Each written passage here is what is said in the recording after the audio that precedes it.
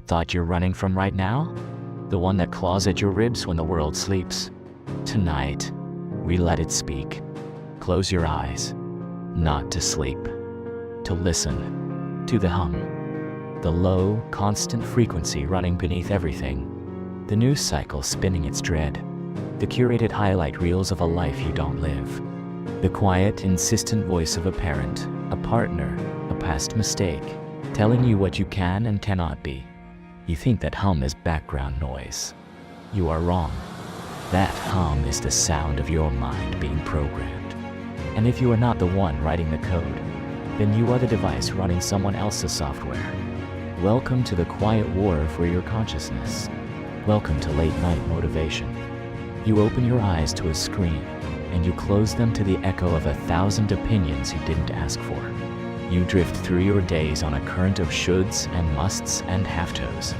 You are living a life of default settings, the architecture of your day, the blueprint of your ambitions, the very syntax of your inner voice. It feels like yours. It tastes like your own thinking.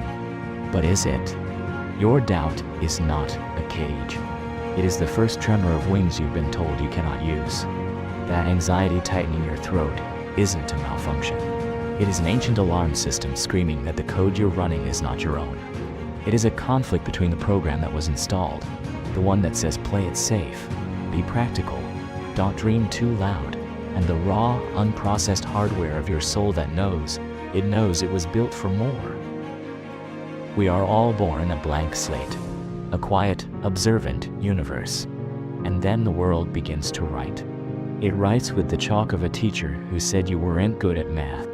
It writes with the sharp ink of a childhood joke that became your deepest insecurity. It writes with the glowing font of an algorithm that knows your fears better than you do, and feeds you a reality designed to keep you scrolling, keep you buying, keep you small and manageable, and afraid. You have accepted these narratives as truth. You have mistaken the map for the territory. You are following a script written by ghosts, performing for an audience of echoes, in a play you never agreed to star in. And the heaviness you feel, the weight behind your eyelids that has nothing to do with sleep, that is the gravitational pull of a borrowed life. It is the exhaustion of carrying a mind filled with furniture that someone else picked out. You rearrange the chairs and think you've renovated the house, but the foundation is not yours. The walls are not yours. The view from the window is someone else's. You are living in a haunted house, and the ghost is the person you haven't given yourself permission to become. The awakening does not come with a clap of thunder. It arrives in the silence between heartbeats. It is the sudden, chilling understanding that the voice in your head, the one that critiques your every move, doesn't sound like you. It sounds like someone you're trying to please. It sounds like a commercial. It sounds like a critic.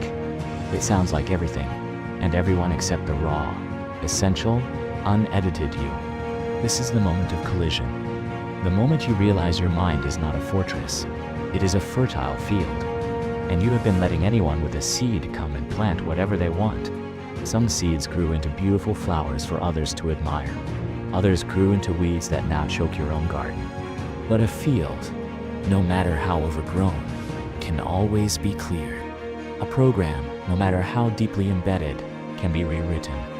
The first act of true rebellion is to realize you have the administrator password. You always have. Your mind is the last truly sovereign territory you will ever own. And every time you consume without question, every time you accept a limiting belief as law, every time you silence your own weird, wonderful intuition to parrot a popular opinion, you are signing a treaty of surrender. You are setting your inner landscape. You are allowing a foreign power to occupy your peace. But that tremor of wings, that ancient alarm, it is your built-in antivirus. It is your system rejecting the foreign code. The frustration you feel with your life is not a sign that you are broken. It is a sign that you are finally aware of the mismatch. It is the pain of the real you, the core you, pressing up against the confines of the avatar you've been playing.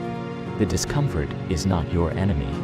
It is your most faithful guide, leading you back to your own source code.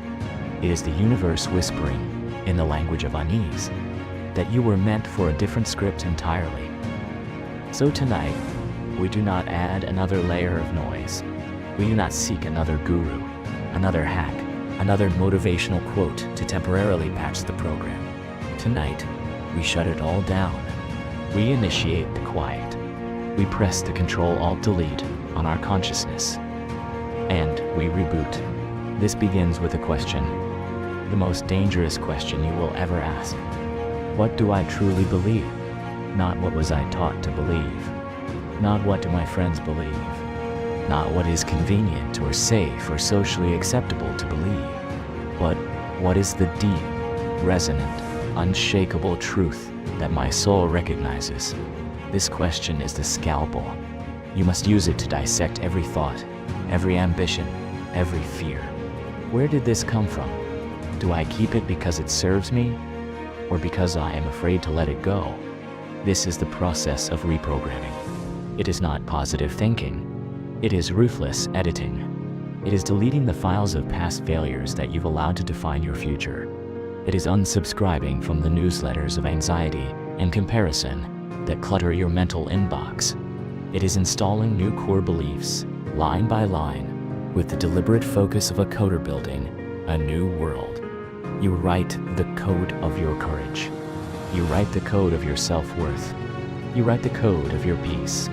You declare that your mind is a sacred space, and from this moment forward, admission is by invitation only. You will curate your inputs with the ferocity of a museum director guarding a priceless masterpiece, because that is what your mind is.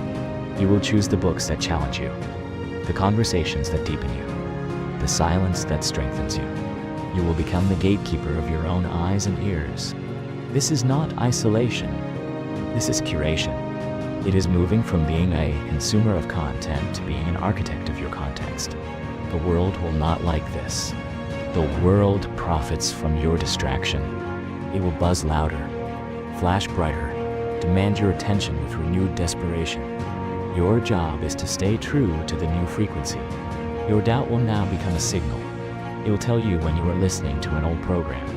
That anxiety will become your compass, pointing you toward the thoughts that are not your own. You will learn to thank them, and then you will gently return to the code you are writing. The life you want is not a destination you arrive at. It is an operating system you install, one deliberate choice at a time. It is built on the code of your values, compiled with your actions, and debugged through your failures. You are no longer a user. You are the developer, the programmer, the creator. So let that thought speak. Let it say everything it's been too afraid to say. And then, listen to the silence that follows. In that silence, you will find the first pure line of your own code. Write it down. Then write another, and another. Build a world so compelling, so authentically yours, that the old programs simply fade out, unable to run in the glorious, unassailable light of your own becoming. This is your power. This is your responsibility, to program yourself with intention, with courage, with truth, or to forever remain an instrument playing a tune composed by someone else. The choice, as it always has been, is yours. The keyboard is in your hand. Begin typing.